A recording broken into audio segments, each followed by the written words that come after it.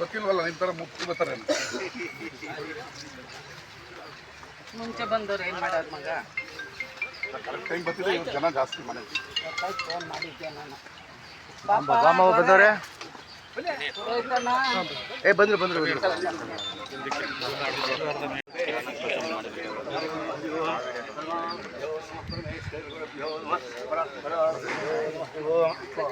ನಿನ್ನೆ ಹೊಸಿರೋ ರೆಸ್ಟೇ ಇಲ್ಲ ಏನು ಮಾಡೋದು ಹೇಳಿ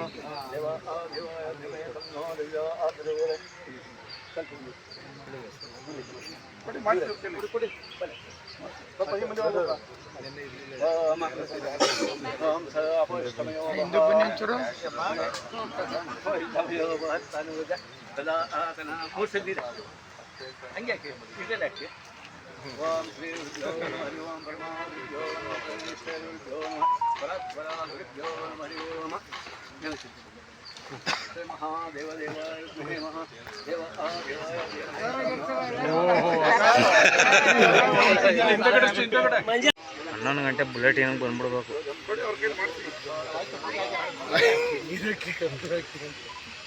ಅಮ್ಮ ಹಿಂಗೆ ತಿರುಗಳಿ ಇತ್ತಾಗೆ ಹಂಗೆ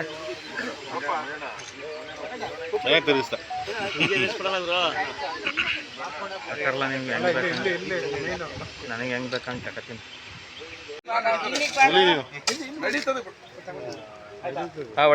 ಹೊಡಿಗುರ ನೀವು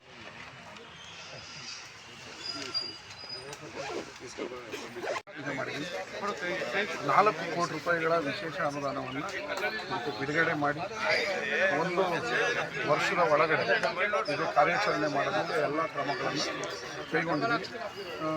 ಇವತ್ತೇನಾಗಿದೆ, ಕಾಯ್ಬೇಕಾದ್ರೂ ನಿಮಗೆ ಕಾಯಬೇಕು ಅನ್ನೋದು ನಾಲ್ನುಡಿಯಾಗಿದೆ.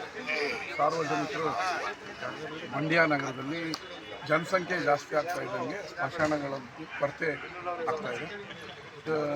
ಆ ಕಾರಣದಿಂದ ಸರ್ಕಾರ ವಿದ್ಯುತ್ ಚಿತಾಗಾರವನ್ನು ಅತ್ಯಾಧುನಿಕ ಶೈಲಿಯಲ್ಲಿ ತರಬೇಕು ಅಂತೇಳಿ ಇವತ್ತು ಇದಕ್ಕೆ ಇಲ್ಲಿ ಭೂಮಿ ಪೂಜೆಯನ್ನು ಮಾಡಿದ್ವಿ. ಇದ್ರ ಜೊತೆಗೆ ಆ ಸ್ವರ್ಣಸಂದ್ರ ಚಿಕ್ಕೇಗೌಡನ ದೊಡ್ಡಿಯವ್ರಿಗೂ ಕೂಡ ಸ್ಮಶಾನ ಕೇಳಿಸಿದ್ರೆ ಅವ್ರಿಗೆ 1 ಎಕರೆ ಜಾಗವನ್ನು ಫೈರ್ ಸ್ಟೇಷನ್ ಹತ್ರ ಗುರುತಿಸಿದ್ದೀವಿ.